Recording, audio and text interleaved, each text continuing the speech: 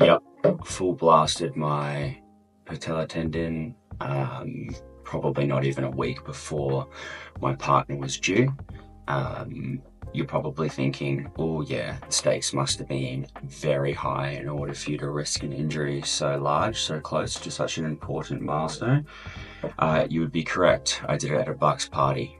My partner was absolutely thrilled when I gave her the call around 10 p.m. lying flat on my back, about 1.5 hours away from her. Felt it pretty much instantly. I ruptured the tendon clean off the bone. There were a couple of doctors at the party and we were hoping that it was a dislocation, but after moving the leg a few times and realizing that the kneecap was not going back into position, it became pretty clear what it potentially could be. So I folded myself into the back of an Uber and went to the hospital to get some scans, which confirmed this is a devastating injury for me. From a variety of perspectives, I'm a super active guy. You know, if I'm not surfing in the morning, I'm running. I go to the gym in the middle of the day and I do my mobility and my yoga at night. I generally sit for the past 5 to 10 years around 92 to 95 kilos of body weight. All right, let's get into it. I can be obsessive about things and this is no different.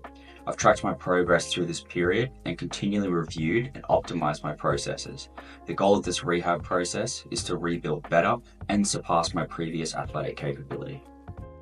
I've done my best to kind of track everything that I've done and what feels good. This is by no means exhaustive, but if there are additional things that you want me to cover after this video, I'm more than happy to get into it. All right, data to date. So we've got about 6 weeks of data here. Some of it useful, some of it probably not, and we'll just tweak that over time. Anyway, let's get into it and have a look at the knee. But just before we have a look at the knee, let's give this girl a quick pat. It's a very good girl. This is Peggy. Yeah. All right.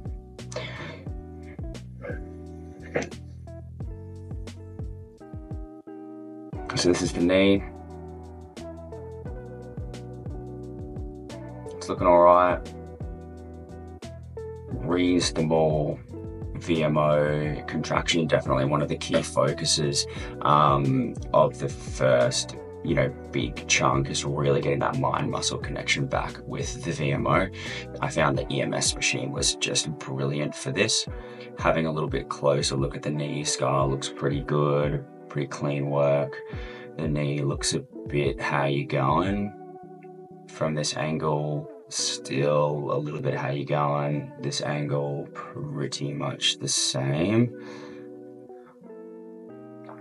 Let's have a look at the ROM quickly. Sitting at a comfort 90, I'm not really pushing this into any kind of pressure or swelling at the moment.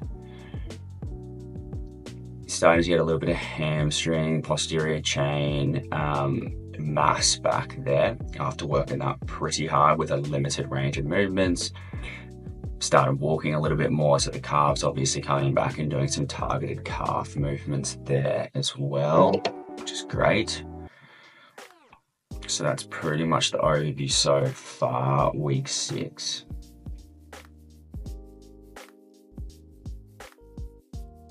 Everyone's favorite part, getting into the data. Obviously skip this if you're not interested or it's a bit dry. But here's my ROM over the 6 weeks. So I've done 3 measures, the seated passive, seated active and supine active, and I've tracked this both. You can see the solid line is my morning and the dotted line is the same measurement in the evening. I really like tracking both because it can keep you honest in terms of, is the volume of work that I'm doing in the day potentially too much? And also, is my anti-swelling protocol effective?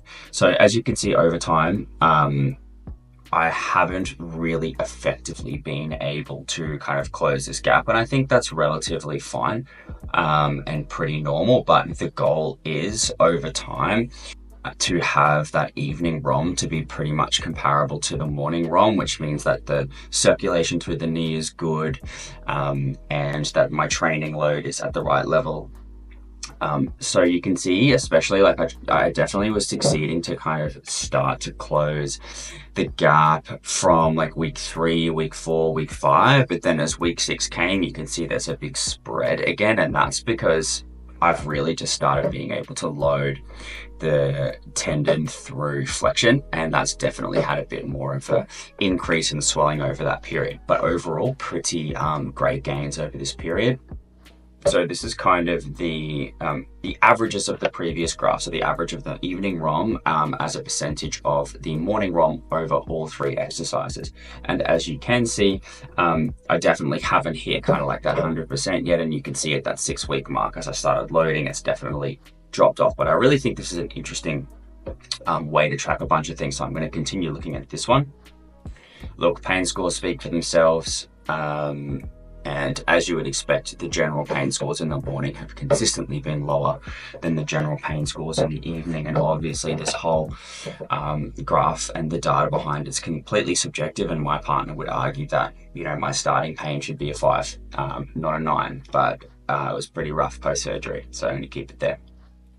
Obviously, early on, you're pretty limited with the exercises you can do, and that's just reality, and that's absolutely fine. So one of the key strength testing measurements that I was using was my ability to do straight leg raises. So as you can see over time, the lag in my straight leg raises has come down significantly, and hundreds of these a day now.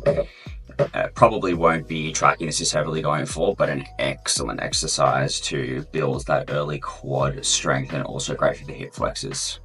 Week 6 though, able to load under flexion, let's fucking go. Obviously doing a bunch of different exercises here, but an easy one to track will be just isolating the single leg and doing single leg press isometric. So I'm tracking the weight in the dark blue, the seconds that I held it for in that top set, and also the ROM that I'm holding it at. Obviously not pushing it too hard. You don't want to go too deep too early. It's a really systematic and careful process increasing this load. I'm utilizing RDLs to track my posterior strength over time, and with the bilateral RDLs, definitely compensating a lot on my good leg. So really trying to isolate here and really show both the stability and the strength of me on that single leg over time. So pretty weak at the moment, but definitely getting there. Bit of a mix of data here, not sure what's useful or not, but kind of trying to measure the atrophy overall and just throwing in some step count there as well. So as you can see, you know, my thigh definitely atrophied significantly, but as we kind of get to week 4, week 5, we start to taper out that atrophy. The same goes with my body weight, and this is also coinciding with the intensity of my gym sessions in terms of working the other parts of my body, getting back to a bit of a baseline level as well. When we look at the step count, I mean, early on, complete and utter dog shit, but definitely, you know, I've started reducing and even ditching my crutches, and I'm getting up to kind of like 1,000, 1,500 steps a day at the moment. I'm going to really keep pushing that, but not, you know, into any kind of big swelling or pain.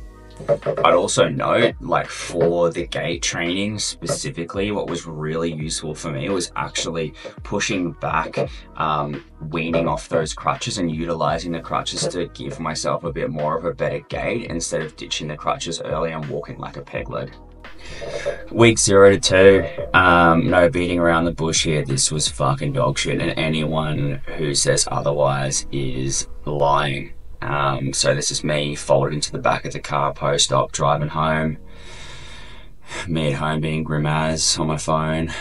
Me again being grim as my pregnant partner behind me. Me being immensely value add in the operating theatre with my leg up, just getting in everyone's way. Here's the gorgeous girl. You can see my busted leg in the background, and we'll just go through a couple of photos of the little cutie over the last few weeks. Anyway, I digress. A quick overview of the key goals for these first 2 weeks for me. So being useful as quickly as possible. This is an absolute given the newborn. Protecting the repair. Don't be a hero. Let this thing heal. This is the kind of injury where there are a bunch of different aspects that need to heal at the same time, and there's no point rushing any single aspect. Prioritize rest, recovery, hydration, clean nutrition, maximizing circulation in the injured leg, getting off the pain meds, and just maintaining this restful mindset. This is just a general disclaimer before I get into any of the exercises that I did. I think, first of all, before we even get into this, everyone is completely different ages, different genetics, different severity, different type of injury. So it's really important to dominate what you can dominate, and if you're ahead, if you're behind, it doesn't matter. It just matters that you're progressing. So the intensity and the frequency of all these exercises are consistently determined by pain, fatigue, and swelling levels. So if I'm waking up the next morning and I haven't gotten back to a good baseline in terms of how I'm feeling pain and swelling wise, it's probably going to need to be a rest day when it comes to knee loading. I also don't push any reps, whether it's strength work or ROM, into a material pain level, or once it starts swelling, I generally will ease off too. I think it's counterproductive to, especially early on, to push into these. I think really key thing is consistency is key. One big session is not going to make a difference, especially if it's going to mean that you need to recover for a few days, but consistently chipping away every single day like clockwork will bring massive gains. Let's go quickly into some mindset stuff. I think it's valuable regardless of what stage you are in your rehab journey. So number one, listen to the professionals. They know what they're doing. Sometimes the exercises they may be giving you feel restrictive, but it is about kind of working and progressing within the bounds of safety and allowing the tendon to heal. I think listening to your body and being patient is really important. Never pushing through swelling, never pushing through pain, always logging what your swelling and pain levels are the next day to work out how intense this day's ROM and strength work should be. Safely testing your limits. This goes to the first point above. If you feel like you can progress to another exercise, a really good rule that my physio gave me was, if you feel like that you can progress from your current exercises, why don't you just try a few more days or a week of just really upping the volume of your existing exercises? For example, I really wanted to start doing leg extensions early. Instead, I was just doing hundreds of straight leg raises per day with good technique, and I still got really good gains and was managed to kind of stay safe there. Dominate the variables that you can control. Nutrition, rest. When you are rehabbing, your consistency, dominate those things. Yep, we can't squat, we can't run, we can't do all the things that we loved to do previously, and it's slow and it's hard, whatever, that's reality. We don't cry when the weather is bad. We also don't cry about the reality that this injury is quite bad. We just get up and we keep going. Be relentless in progression. Strength is not the only marker here. We have range of motion, we have mobility of the whole leg, we have recovery, we have swelling, we have circulation. All of these things can be worked on. If there is a day that you wake up and the tendon area is too sore, there are plenty of other areas to focus on. These last two should speak for themselves. Obviously, run your own race. Everyone is different, the injury is different. I touched on this earlier. Comparison will not help you here. It might be somewhat of a useful tool, but in the end, you're running your own race. Also, focusing on the small wins. I mean, I took the bins in the other day, doing the dishwasher, cooking, things that I really used to take for granted that I can do a little bit better now. Feel really good. Here's a quick overview of the first kind of 2 weeks. Obviously, the first week was rough and I wasn't doing a whole lot. But as you listen to your body, it will tell you whether you can do more, and you'll get really good feedback the next day. The exercise selection, obviously, in these first couple of weeks is not the most inspiring, but I really felt that religiously doing these multiple times a day, as pain and swelling allowed, really helped me progress. And at the stage that I am now, I think that overall, it's really built a good base for me to start properly strengthening these areas. So obviously the goals, you know, we're just trying to do something. It ain't much, but it's honest work. You really want to be feeling these contractions and kind of feeling the mind muscle connection a little bit here, because everything has shut down post surgery, at least for me. 2 exercises I didn't add here were obviously ankle pumps, hundreds and hundreds of these a day for circulation, and also quad sets, heaps and heaps of these just to try and get that quad firing again early. So week 2 to 4, early progression. I think something I didn't mention in the previous section was about how I'm programming this quad loading. So I'm generally hitting all of the supporting muscles every day. And if I'm lucky enough to get some kind of like muscle soreness the next day because I've activated it well, I will give it a break. Generally, I'm doing 2 days on and 1 day off for the quad work though, to be able to get that volume of work into it and then give it the ability to rest and get that adaptation. Some things I use religiously from week 2, blood flow restriction cuffs. So blood flow restriction works by partially restricting the blood flow to the working muscle, and it amplifies the fatigue and growth signals. So this actually lets you build strength and size using light weights, which is perfect for rehab when heavy loading isn't an option. EMS, I absolutely loved the EMS. I rate it so high, so I put it on a bit of a lower setting, and as it kind of activates the muscle, I try and do an active quad flex with this as well. This really helped my mind muscle connection, and also massage gunning these areas. These get super tight, especially the rec fem, so really good to get on that. Here's a quick overview of my goals for the week or 2. Yeah, so here's just a quick overview of this week. I'm kind of just adding in key progressions. Obviously, you can continue doing the exercises from the week before. That's excellent. Cardio, absolutely love my cardio. Obviously, awesome health benefits, but also I get really good mental health benefits here.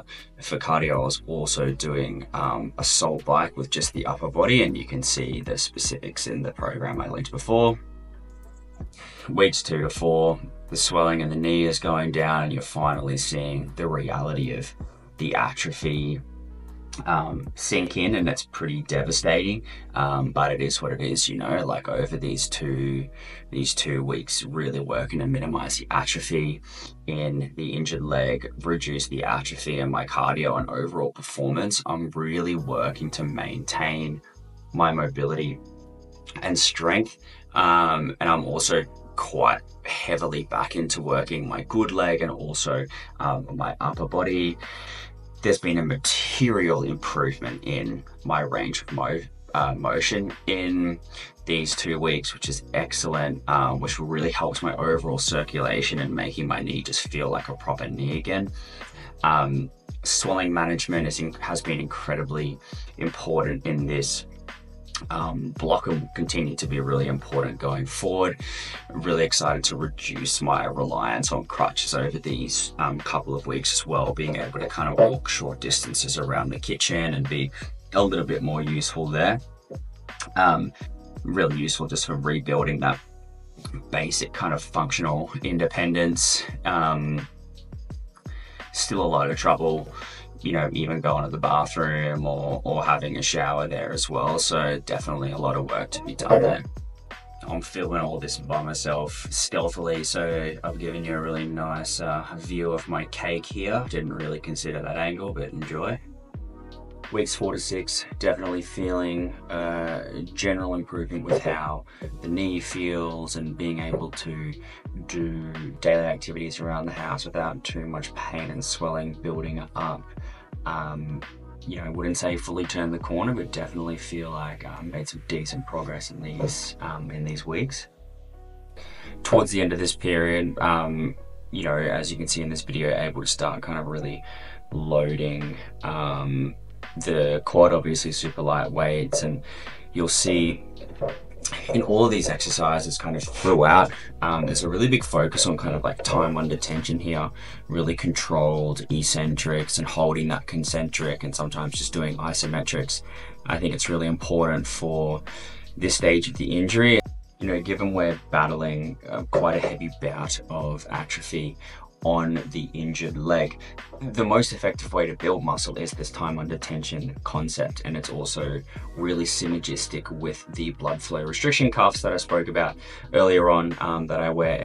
So when it comes to exercise selection specifically, you know, week on week I'm really just looking for that progression, and you know, I'm just trying to really lightly and safely test the limits on a weekly basis, and just keep building on the week prior.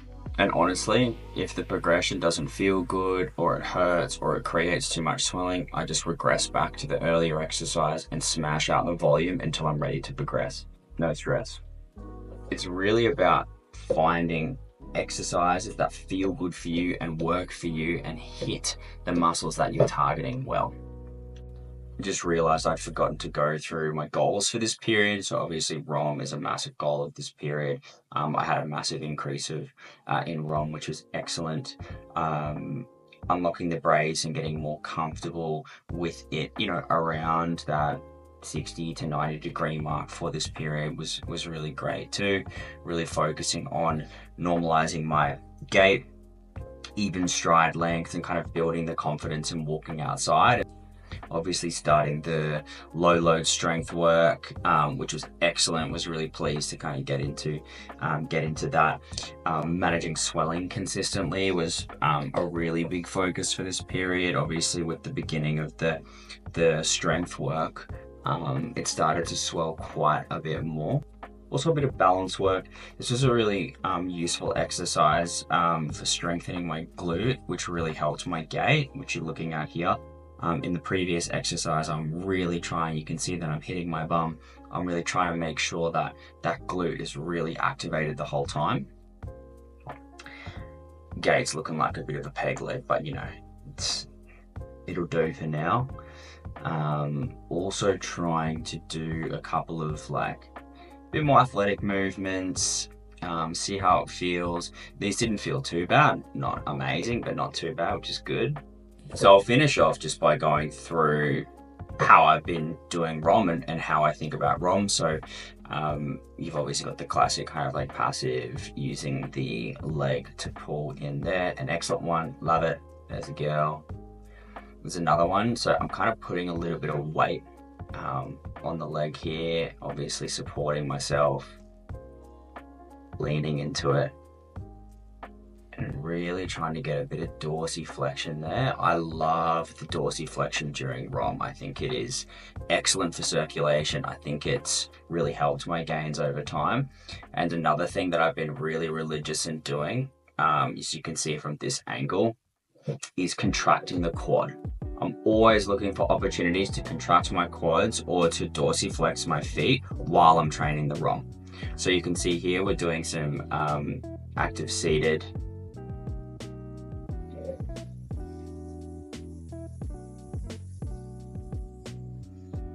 You see here, I'll stop a little bit short of that range and just hit that dorsiflexion. It feels really good. It really gets blood flowing through there. It's excellent. Same thing, assisted with the band, another excellent one to push out a little bit of extra ROM. Obviously never pushing into pain or heavy swelling. So just to hammer home before I go into kind of my training philosophy for how I've been doing the ROM so far, is really looking for opportunities to be a little bit more active in the ROM. So contracting the quads, dorsiflexing the feet. In all these videos you'll see, if it works for the specific exercise, I'll definitely, after doing some reps, stop a little bit short of range and do that dorsiflexion. Lastly, I'm just going to touch on my programming for ROM. So I generally in the morning have a dedicated ROM block, and I normally do this after I do my EMS and a little bit of massage gun on the leg to loosen it up, and that's where I'll do a large majority of these exercises. However, For the rest of the day, I adopted a training method called Grease the Groove, which is a method where you perform frequent sub-maximal reps of any of these ROM exercises all throughout the day, focusing on perfect form without fatigue. It's all about training your nervous system to fire more efficiently, improving strength and motor control without overloading the body. So for rehab specifically, it's perfect. You spread out low effort ROM work and you build that mind-muscle connection and accelerate that recovery without adding too much swelling or soreness. I also feel that sprinkling this ROM work throughout the day was really helpful in that it helped kind of keep good circulation in the knee. Anyway, that's all for now. Appreciate you getting this far. If you did, please reach out with any questions or clarifications. And also, if you want me to get into more detail at any aspect of this video, more than happy. Cheers.